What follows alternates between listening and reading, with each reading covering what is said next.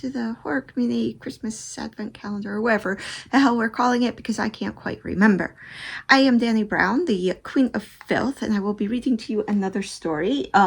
My cat, Jerkface this time, is in here, but I've got treats, so hopefully he won't knock anything down like the princess did. The princess is kind of dumb, doesn't really know what treats are, So we shall see, and sorry for my appearance. It's the week between Christmas and New Year's. I don't know what day it is, and although I was gifted some pink hair dye for Christmas from one of my friends, I have obviously not used it yet. So it's just Merry Christmas, and let's get to the story. So we have, it's called A Cock and Bull Story by Dion, Winton, Polak. He's kindly provided me with pronunciation notes, so I haven't had to do my own, so that may make things a bit easier. So let's just see. I don't know why Microsoft always sign me out on my iPad. They obviously don't respect my subscription. So let's try and make this a bit smaller so it fits on the screen. Okay, so it's called A Cock and Bull Story by Dion, Winton, Polak. It was only a small humiliation in the grand scheme of things, but for Di Evan Jones. So I think when you see it spelled like Day, but it's Di Evan Jones, 83, it loomed rather large. Christ almighty, it was enormous. If his pants elastic didn't snap, his Rudy Wanger might. What the hell was going on down there? He lifted his knees to hide the tent, then fumbled for the switch at his side. The hospital bed began to judder upright, and Di squirmed, trying to minimize vibratory impact. He wasn't a prude by any means. He had his fair share of fanny down the years, and he liked up the chuff too when the right fellow came along, but he never had a boner so big or so demanding. No one had thought, though, not yet. Most of the other residents were lost in the good old days. He hadn't been thinking about sex, he'd swear it, and he hadn't been touching himself neither. He'd just been choking down his bucket of pills that made a start on the word wheel in the paper. Now I've got the word wheel. I shaved a picture on the document, so if you can see the word wheel, and then I've got saved in my photos to show you. So if you can see that there, I absolutely detest editing, so I won't be putting a picture of it up. Just that's as good a picture you're getting from me. Today's anagram was shark stim. SHARC space STIM. He had a little chuckle at that and thought of Hooper wearing that chunky sweater in Jaws. That's when it happened. Will you excuse me a minute? Jerkface!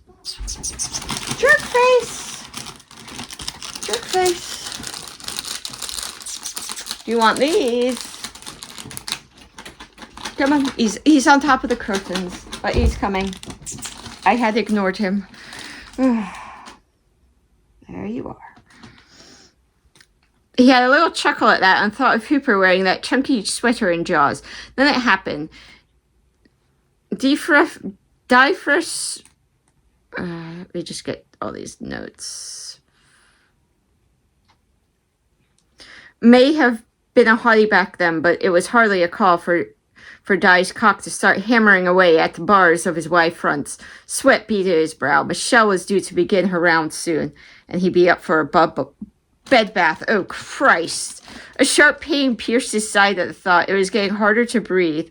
His left arm started to go numb, and his eyes widened. The body purged everything in death, didn't it? He heard that somewhere. Shit, piss, spunk, the whole lot, squeezed out in spasms. Was he having a heart attack? Was this the end? A fart escaped with a soft wheeze, and he grimaced, turning away for fresher air. As he shifted position, the numbness in his arm began to ease. Silly sod. He'd just been leaning on it, trying to make space for his boner. He'd have to distract himself. It'll go down eventually. The word wheel was a bust, though. All he could see now was arse mist. He glanced at the clock. Just 2 minutes until the morning shift began. Every pulse of his throbbing knob caused a friction with the linen, and that was enough to keep him up. He tossed the paper aside. It was no use. He'd have to do something. Get rid of it with a swift rub-a-dub-dub. What is that note? Yeah, a swift rub-a-dub-dub. Not here in front of everyone. That didn't bear thinking about. But in the toilet, maybe. Go on, then. But he'd have to be quick. Kaylee Mishra's. I think that's Kaylee. He does have a note here. Where is it? Yeah. Kaylee Mishra. I got that right without the note. Yay. Reputation as a spiteful woman was inaccurate, though not wholly unfounded. Hatred poisoned the soul, Nanny said. So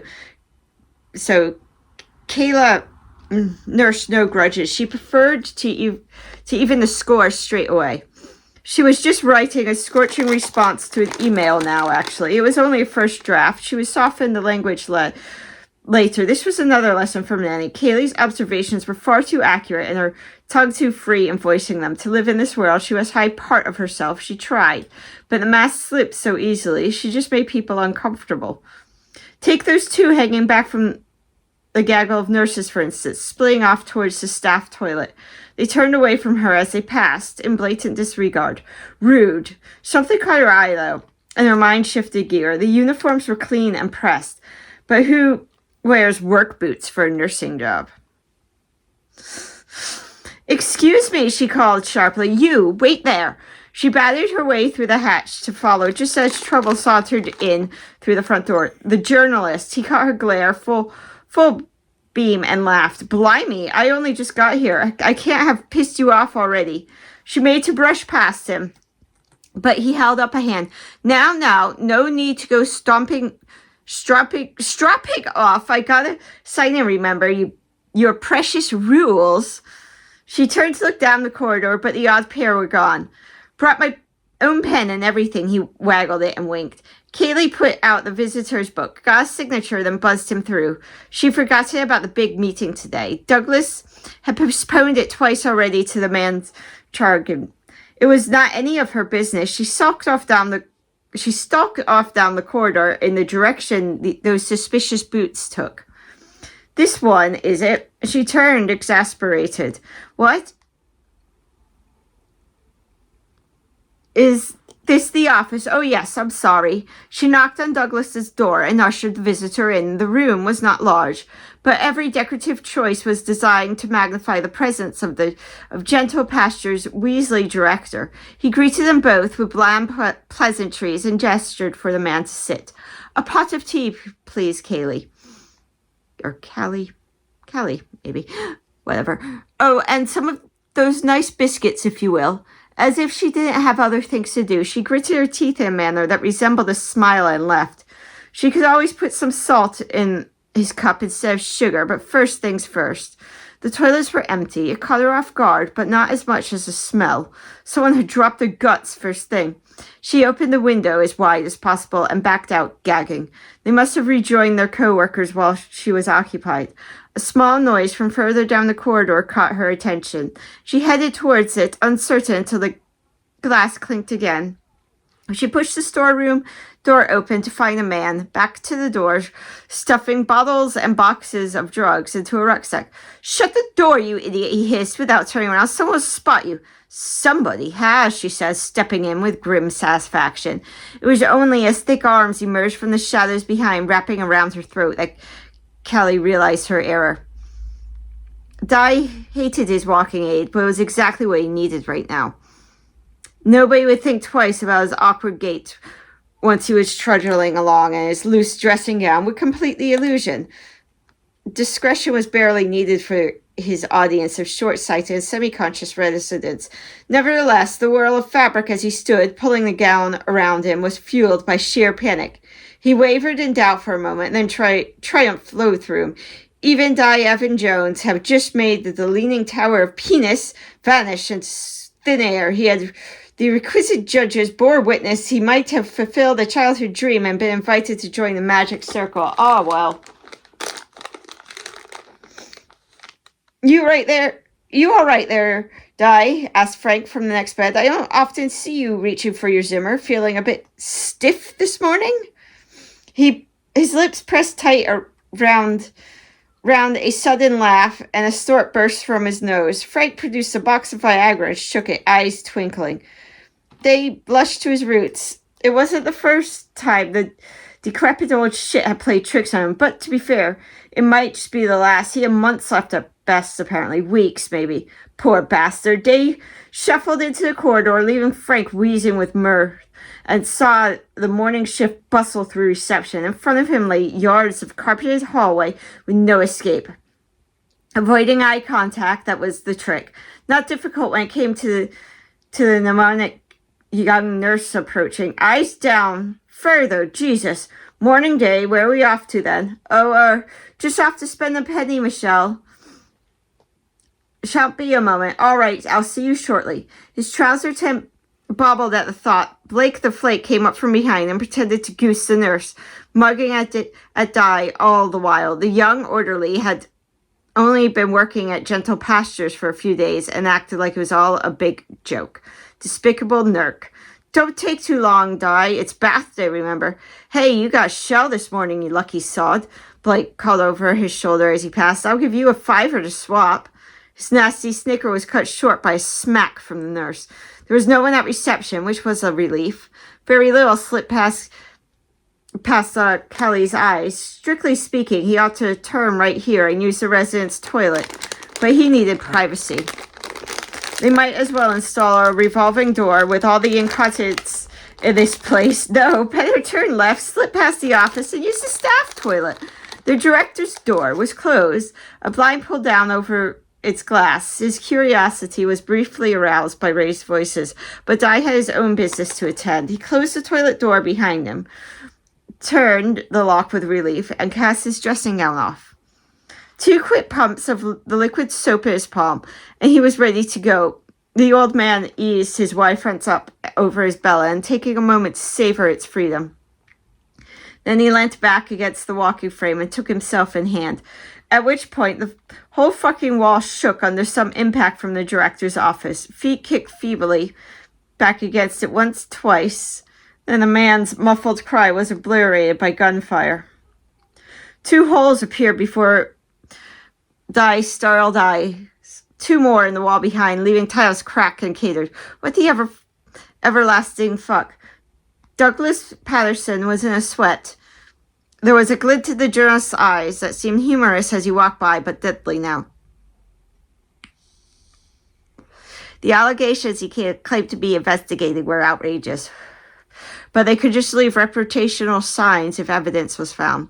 The more immediate concern, however, was the gun pressed into his face and the stains it threatened to leave on the wall. The man wanted the contents of the safe, which was just ludicrous. There were no incriminating records in there, just wills, and no court would admit evidence taken at gunpoint anyway. Douglas was beginning to wonder if the man even was a journalist, or if it had just been a ruse to gain access, but that seemed even weirder. There were banks on the high street, betting shops, convenience stores. What lunatic robbed a nursing home? This one, apparently. The moment Kelly left, he flashed his gun and demanded access to the safe. When Douglas failed to obey, gobsmacked by audacity, he'd been slammed up against the wall, feet dangling. He couldn't hear what the big man bellowed over the pounding of his pulse and the need to breathe, but he heard the gun all right. Its thunder roared twice, and he nearly blacked out in fright. The man lowered Douglas to his feet once more, and then, in a voice suddenly unnaturally calm, said, "Sorry, mate, I couldn't hear you over the noise. Did you say you've remembered the combination? Let's get it open then, shall we? Chop, chop." Di's own chopper remained stubbornly stiff, all thoughts of relief blown away. This wasn't happening. It couldn't be happening. The police were coming, surely. Someone must have heard the gunfire. But Kelly was on reception. Oh, God, was she in the room? There were 2 shots, after all. As the gravity of horror drew him forward to peer into the room, a rigorous rattling fart escaped and echoed. Silence fell in the room beyond. Then a shadow lunged forward, and he found himself eyeball to eyeball with the psychopath. Di flung himself to the side, pressed back against the wall, and whimpering in terror. "Oh shit, oh shit, oh shit, oh shit. What could he do? What the hell could he do?" "Hold up," he heard the man say through the wall. "There's something." Up there's a little note.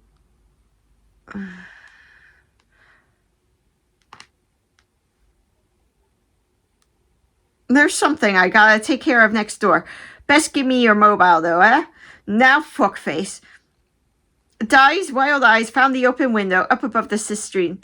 The toilet door was locked, but realistically, how long would that hold him at bay? There came a rustle of papers. A cracked ping noise resounded as the landline next door was tugged from the wall.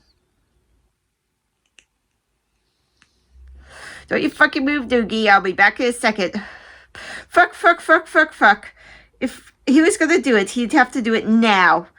Francis Revlo Jr. stepped into the corridor in a state of zen-like calm. This wasn't how it was supposed to go, but he dealt with this shit before. He could deal with this shit again. The door was locked. Of course it was. He held the handle down and began pounding against it with his beefy shoulder. Once, twice, a door at the end of the corridor appeared, and Drainpipe stuck his head out. Everything all right? I thought I heard. Never mind what you heard. Francis thumped over his shoulder.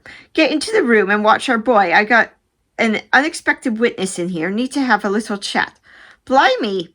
We just had someone ourselves. All tied up, though. Don't worry. Francis eyeballed him. They see your face. Drainpipe bristled and shook his head. They don't give a toss. Mask up and get your skinny arse in there. A bouncing clang echoed from behind the toilet door. Then a scuffle and a thump. Junior cracked wood and burst through on his next attempt.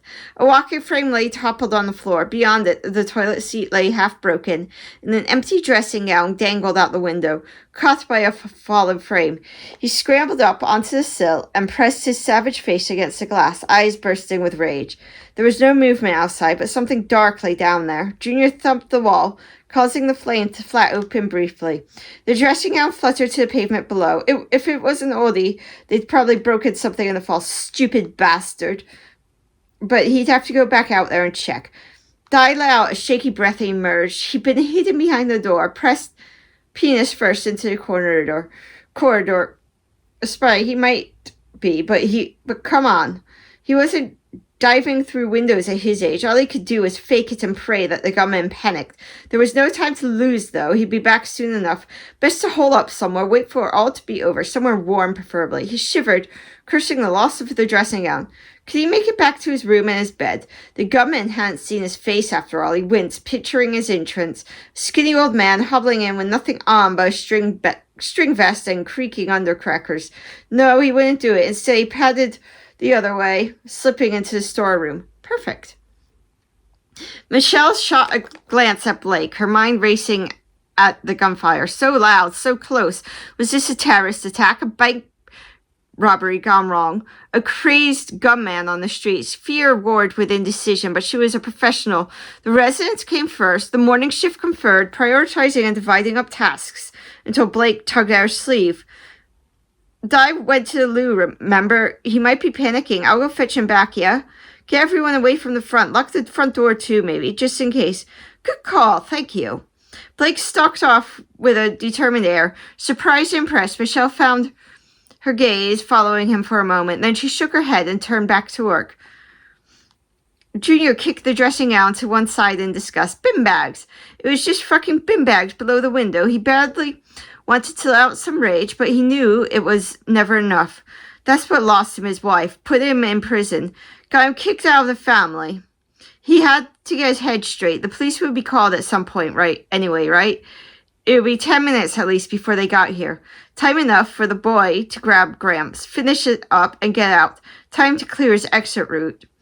He walked round the front of Gentle Pastures again, whistling a fake jaunty air, and pushed on the door. It was stuck. He tried harder, but no, the fucking thing was locked. He started stalking around the building, fuming, looking for another entrance. Raw panic lent strength to Di's arm as he took sight of Callie, bound and gagged. He grabbed the first thing that came to hand and bobbled her masked captor. What the hell was going on in this place? They left the man unconscious, but breathing, and cracked open the grill on the wall. Out of sheer desperation, the gunman could return any second. To their mutual mortification, Callie had to give Day a leg up into the vent, keeping her face well away from it. But then they were off, squeezing their way to freedom. The crawl through the vents took its toll on the old man, and he was soon grasping with exhaustion. They passed several more grills, peeking into the corridors and room, but didn't dare slip out yet.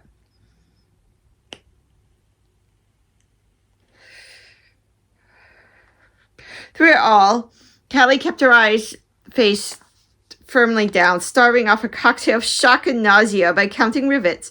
She was ungrateful to her rescuer. Far from it. She might have hugged him under circumstances, but this thing between them, the great big elephant in the room, it was obscene. Obscene. What was she supposed to say? Oh, that's a nice penis. Have you had it long? No. Best to keep her head down and say nothing. As they rested, she peered through a grate into the main lounge area. They hoped to make their exit here, rejoining the staff and residents, but men in Balcadere, one green, one black, were moving between them with a duffel bag, snatching whatever valuables they could get. She thought the storeroom theft was an opportunistic rout, but this seemed to be a full-scale robbery. There were only the two of them present as far as they could see, four if you included the missing gunman and the one Di had clobbered. But they were armed with iron bars, and that was all they needed to keep the terrified residents quiet. Everyone, that is, except Frank. He was a bitter old bastard, but Di rather liked him. He helped keep things interesting at Gentle Pastures. He'd been a hard man in his days, but the years had not been kind. He barely had strength to stand and spent most of his days in a wheelchair. Right now, between his heavy gasps on his oxygen supply, he was spitting with indignation. How fucking dare they come in here, stealing from those what earned their peace during the war, ignoring the fact that he, like most of the residents, was a child of the 1930s. The leader in the green mask had enough and wheeled Frank away for a nice quiet chat. In the meantime, the rest of them had better be good, or he might not make it back. Comprende? Shaking, Michelle shouted, "Let's go with him, please.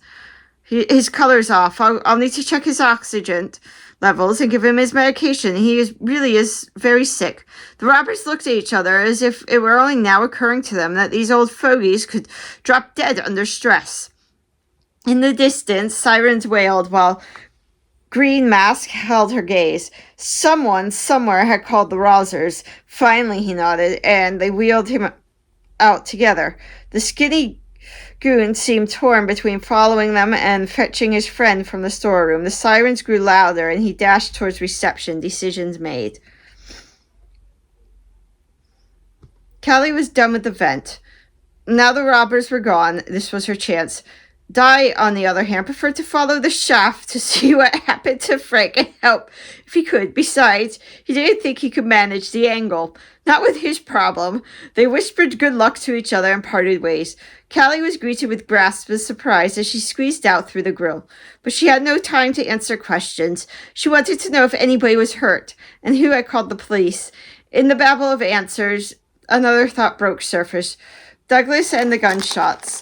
All she gathered from Di was the shots had come from the director's office and that somebody had chased him.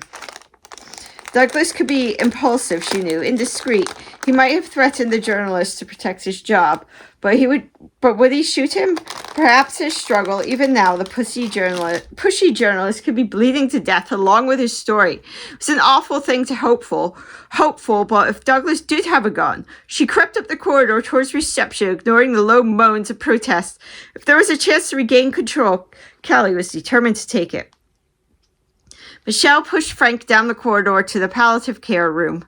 Green Mask told her to get on with it. Kneeling at Frank's side, she proceeded to check his vitals, then used one of the machines to test his oxygen levels. She was soothing and professional in manner, but her mind roiled, searching for opportunities. Her eyes fell on a bedpan to one side. Long handle, good weight, bit too far away. Frank continued to grasp and mutter, detailing what he'd have done to the thieving bastards back in the day. The criminal's fist tightened under this barrage as she readied herself. "All right, that's enough, old man.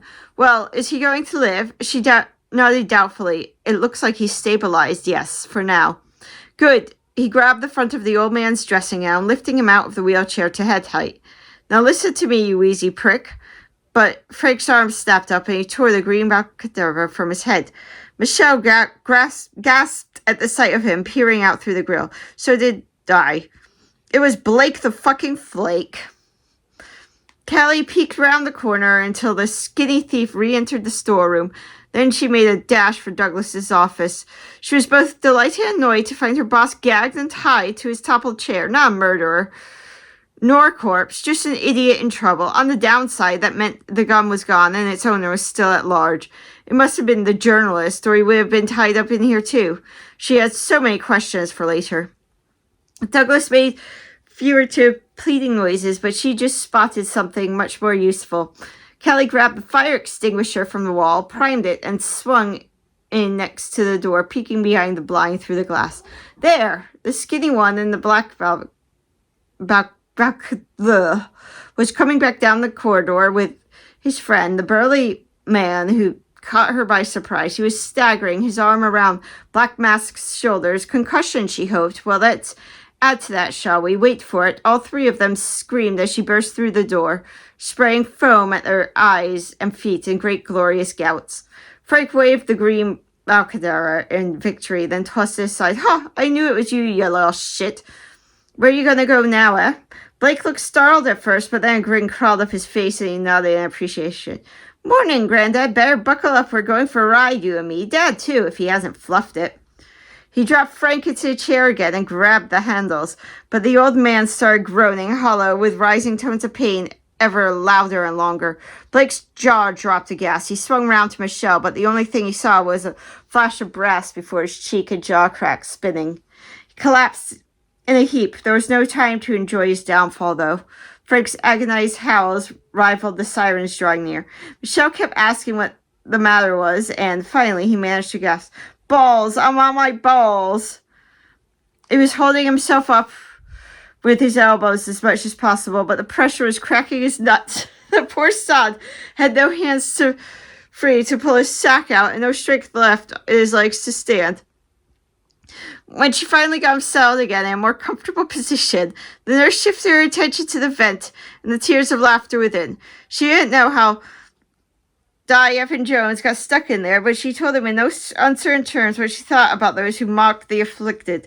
Frank was all for wielding the grate shut, but Di panicked pleas eventually swayed them. The exit angle was awkward, but not half so much as the atmosphere when his blooded boner pinged out. Fair play. Frank did put things right, confessing his Viagra gag to Michelle. He practically hid in his bed, though, when the press turned up and claimed he was too sick to talk. The papers praised Michelle for taking down the gang leader, and Callie got props for a double whammy, but it was Dion Jones who made the front page for getting the command. All the residents saw it. A few minutes later, Francis Ravello Jr., the notorious bull of Barnet, bursting in through the window, eyes fixed upon Di and his wheelchair-bound friend. He bellowed something about rights and wanting what was his, and then he began shooting wildly. Accounts vary as to what happened next. Some say Di charged at him. Other, less charitable people claim he tripped trying to get out of the way, while one resident, who prefers to remain anonymous, swears blind that his so-called friend pushed him. Whatever the cause, Dion Jones took 2 bullets for old Frank. Junior was bundled to the floor, and the entire morning shift of gentle pastures sat on him until the police arrived.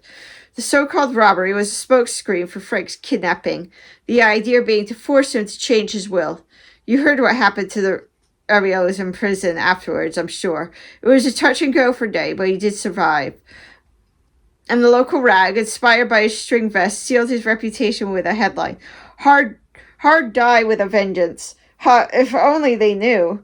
Well, that was a load of old shite, but if you're looking for a movie pitch, I have a million more in my sack. Anyway, I better get back to my word wheel. Merry Christmas, one and all. And let's get up the word wheel. There it is. So, hey, Merry Christmas. I'll see you next year, I'm sure. I hope everybody's enjoying this week and you're not eating too much. I'm feeling kind of queasy. Bye-bye.